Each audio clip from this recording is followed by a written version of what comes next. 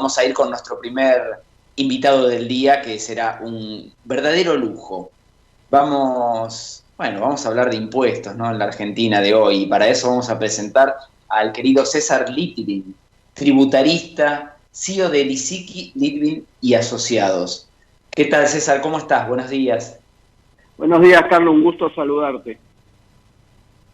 Bueno, un gusto y gracias por atendernos. Vamos a empezar a desmenuzar esta Argentina de los impuestos varios y de la maraña. ¿Qué te parece? Pero si te propongo empezar por el último engendro o invento, ¿no?, del oficialismo, que es este impuesto a la riqueza. Sí, es importante desmenuzarlo porque hay un relato diciendo este es una contribución extraordinaria y por única vez, y me detengo acá. El contribuyente argentino tiene la piel curtida cuando sale un nuevo impuesto que dicen en situación extraordinaria y por única vez. La verdad que ya es difícil creerlo, ¿no? Sí. Y también se dice, esto es para que los que más tienen contribuyan en esta situación de pandemia. Y la pregunta que habría que hacer es, ¿los que más tienen pagan pocos impuestos o pagan muchos impuestos? Porque seguir sacándole leche a la vaca, llega un momento que va a quedar anoréxica y o directamente no va a querer que le saquen los últimos esfuerzos.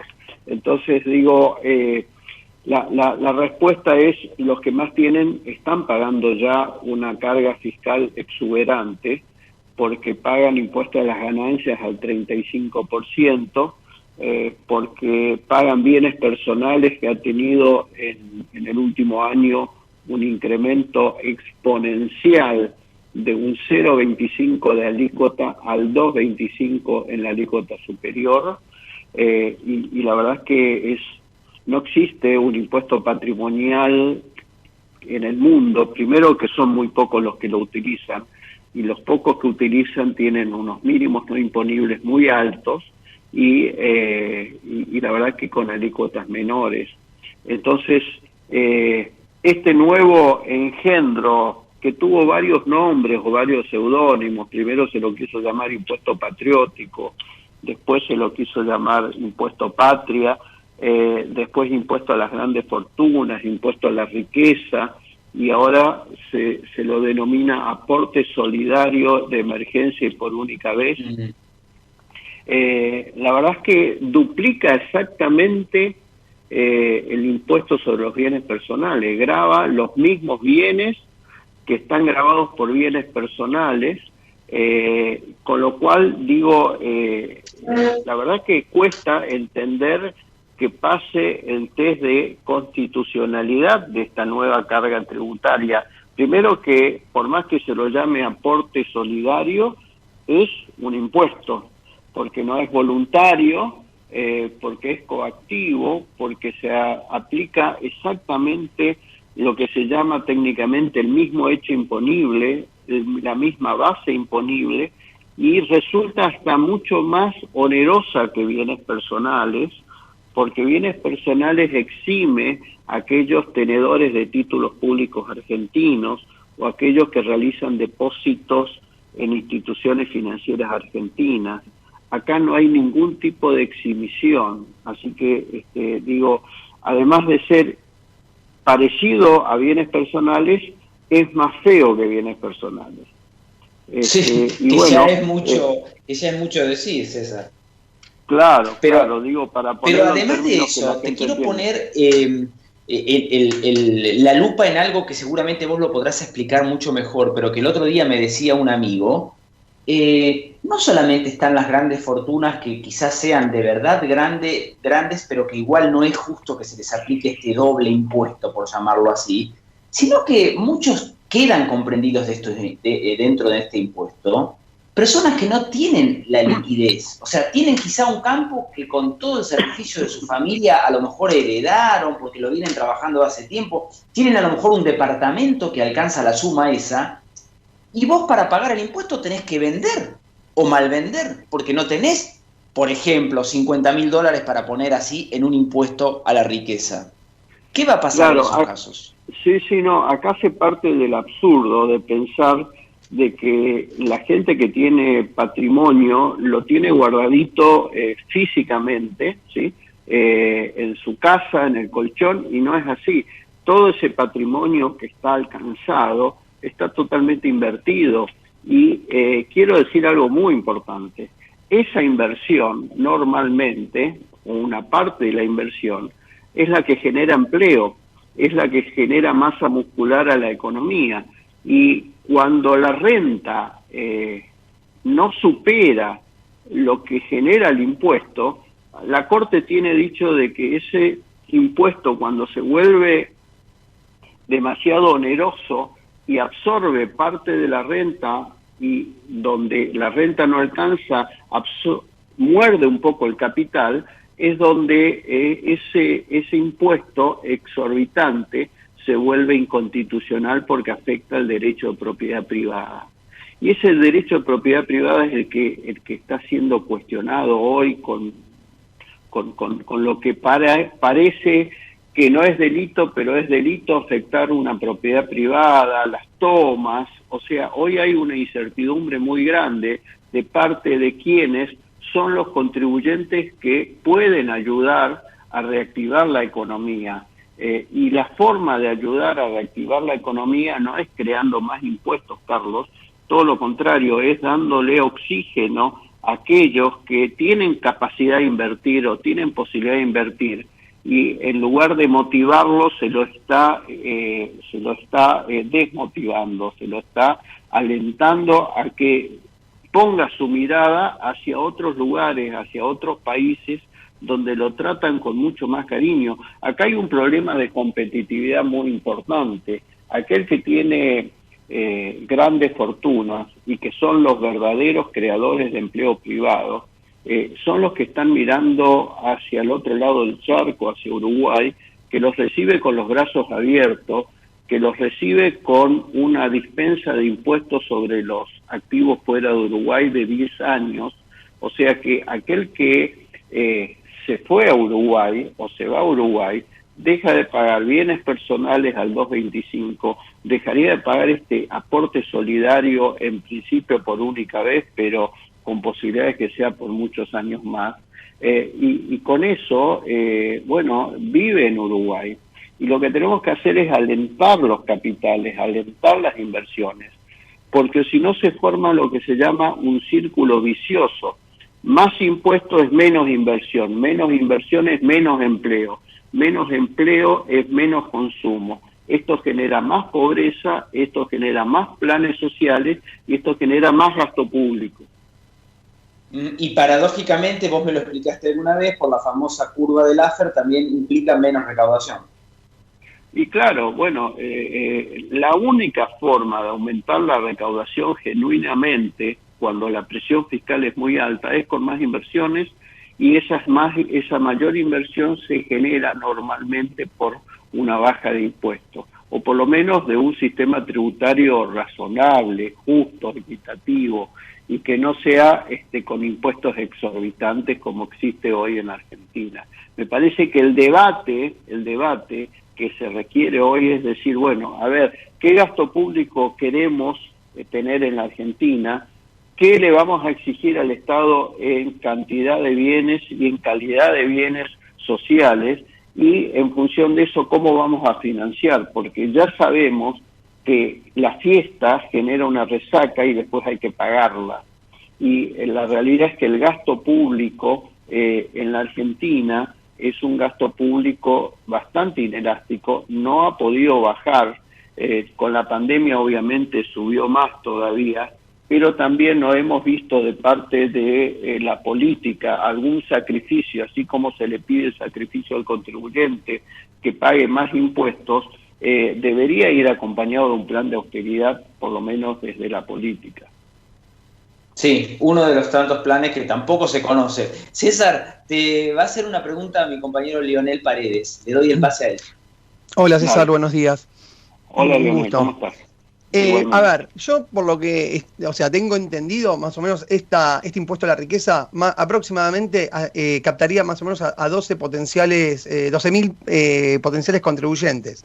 A ver, como él, o sea, me imagino que el país ya, la gente ya está recontra cansada de pagar impuestos irrisorios. Me estoy preguntando lo siguiente. Esto no sería, o sea, no estaría ya cubierto con los bienes personales y muchos no podrían ir a la justicia a judicializar este impuesto, porque por lo que vi y creo que, o sea, te consultaron en varias notas que leí, tanto en Clarín, Nación y en otros medios, como que sobran argumentos. Vos decís que sobran argumentos, que hay, o sea, que tranquilamente se podría ir a la justicia. No sé qué pensás. No, la verdad es que es muy lamentable que se creen impuestos sin el debate correspondiente, sin el análisis jurídico correspondiente y haciéndole generar una dispensa jurisdiccional al contribuyente y a la justicia que se tiene que encargar de analizar y verificar de alguna manera cómo una ley de impuestos, por más que sea votado por los levantamanos, ¿sí? Afecta lo que es los derechos fundamentales de los contribuyentes que están plasmados en la Constitución Nacional. Traducido, esto significa, sí, es cierto, es muy posible que algunos contribuyentes vean afectados esos derechos y acudan a la justicia porque la Constitución Nacional está por arriba de cualquier ley. Y la Constitución Nacional está para respetarla, no para pulverizarla y violarla. Y la Constitución Nacional establece derechos a los contribuyentes que actúa como contrapartida, como un dique de contención ante el avance arbitrario que puede tener el Estado sobre los contribuyentes. Y justamente esa Constitución está inspirada en lo que es la protección de los derechos de propiedad privada, la protección de cuando un impuesto en forma retroactiva también afecta el derecho de propiedad privada. Es como, lo doy en un ejemplo claro, es como que vas a un restaurante, consumís, pagás la cuenta y dentro de 2 días te llaman a decir, mira, la verdad es que lo que te cobré no me alcanza, necesito más plata, te cobro un adicional. Bueno, la Constitución prohíbe eso, porque están afectando derecho de propiedad. Cuando se pagó un impuesto de acuerdo a la alícuota vigente en ese momento, por ejemplo, bienes personales, y después viene el Estado a decir, no me alcanza la plata, quiero más plata, te voy a cobrar un adicional más, pero eso está totalmente protegido por la Constitución Nacional. Creo que con este ejemplo se puede entender muy bien. Totalmente, sí, muy claro. Y te voy a pedir otro ejemplo, César. De países, saquemos los nórdicos, que siempre los ponemos como ejemplo, bueno, son como el alumno destacado de la clase. Decirnos un país que hizo exactamente al revés de lo que la Argentina está haciendo ahora y salió adelante, o levantó su economía. Bueno, los tigres celtas, la verdad, Irlanda, en la década del 80, la situación de la economía de Irlanda, economía y social de Irlanda era malísima. Yo te diría peor que la Argentina. Y bueno, hubo que tomar medidas muy duras. Hizo un plan económico que se llamó Sacrificio a corto plazo para beneficio a largo plazo. Así se llamó el plan económico. ¿En qué consistió? En una austeridad del gasto público exclusivamente esencial, sin ningún tipo de despilfarro, al contrario, y por el otro lado una importante y significativa baja de impuestos que le permitió a Irlanda, luego de una década, ¿sí?, que vengan las inversiones tecnológicas de Google, Apple y todas las compañías que generaron mucho empleo. Y me gustaría que vean ahora cuál es la situación de Irlanda en Europa. Es un país pujante, es un país con mucho empleo, con mucho consumo, con mucha inversión, a través de la baja de impuestos. ¿Qué generó a través de esa baja de impuestos? Muchas inversiones. Y ahí empezó el círculo ya no vicioso, sino virtuoso.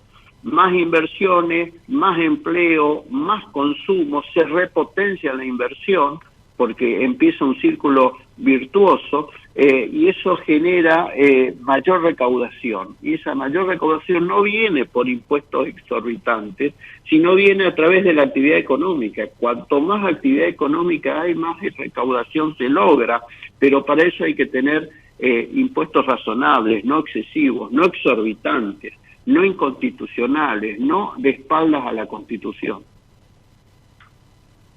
Sí, exactamente lo contrario que se está haciendo acá. Te cierro con la última, César. ¿Vos creés que la decisión que se toma es un poco, tiene que ver con esto de la grieta, o realmente son la persona que lo instrumenta, sabemos quiénes son los ideólogos, pero técnicamente creen que esto puede dar resultado? Digo, ¿se lo hace como una forma de venganza hacia una clase que ellos ponen en la vereda en contra?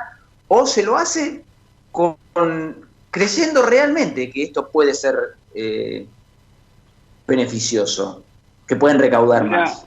La respuesta es difícil, Carlos, pero quiero decir, en este tipo de leyes que pone la mano en el bolsillo a los contribuyentes, que son los que están haciendo el esfuerzo, y donde se les pide cada vez más esfuerzo, y como contraprestación, la gente que más paga es la que menos usa los servicios del Estado, porque contrata su